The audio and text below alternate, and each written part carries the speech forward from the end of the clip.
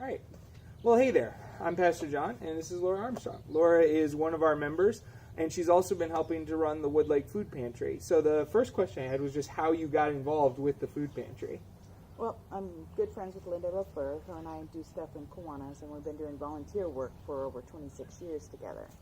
And when the pandemic started in March, my work schedule got cut in half, and so I had some free time. So I offered up to her what I could do to help with the pantry. And that's when I really jumped in at the pantry because there was a real need. Previously, they were open once a week, reaching out to 150 families with only like 7 volunteers, all like 65 plus.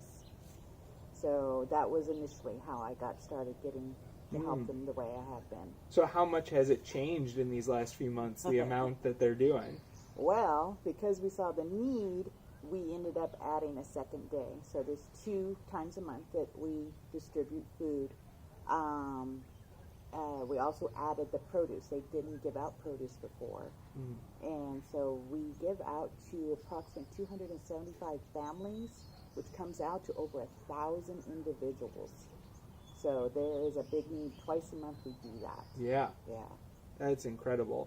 So how have you seen the church helping out with that in the last few months? How have they been able to be a part of that alongside you? I mean, obviously, your involvement in the first place means the church is involved because you're a part of the church. We aren't a building, we're a collection of people. And so where we go, we are all working together in that. But how else has the church come alongside to help the pantry out? Well, in March, my main role was to line up the volunteers because Pete, the main person in charge of the pantry, didn't have the resources for tracking them down. So I tracked down volunteers. And the nice thing with being involved with the Presbyterian Church, I've always known they've been willing to step outside the walls of the church to help out in a safe way. And so I reached out to the church, and they jumped on board. Those that were comfortable to help, they've helped. We've had people helping with deliveries, sorting food, just various ways. I can't even count how many, like 30-some different volunteers that have helped with the pantry. That's awesome. How do you think that has been a way for us to show love and serve the community during this time? Is there a story with someone from the church that you would point to, or just more of a general how that's affected the community during this hard time? I think there's so many of us that are regular volunteers now down there. People are curious about each other, so they ask how they got involved. They'll ask if are you from Kiwanis? How'd you get involved? They'll say, oh, we'll share we're from the church. So those create conversations with the regular volunteers down there. And then also the families that are coming through are recognizing faces. They may not have conversations with us, but they see us in the community, and they're going to connect where we're from and how we are with people. Yeah, that's awesome. What do the needs of the pantry look like over these next few months? How can we keep helping with stuff that's coming up now? That's a very interesting question. We have been lucky to have extra volunteers from Sequoia Youth Services and Family Health Care Network.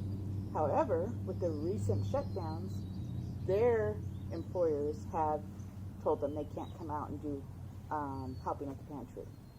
So we are, again, looking for more volunteers to help down there, that hands-on. The challenge is we do distributions on a Tuesday morning. That's early. A lot of people work. That's probably the biggest obstacle for us. And then there's many that want to help but can't physically come down. So that's our real challenge, is getting people to come down to help. We've been really blessed with the food from FoodLink, and there's some other nonprofits that aren't able to reach out to their people like they used to. And so we're benefiting from their donations of food. So we really are doing well on that.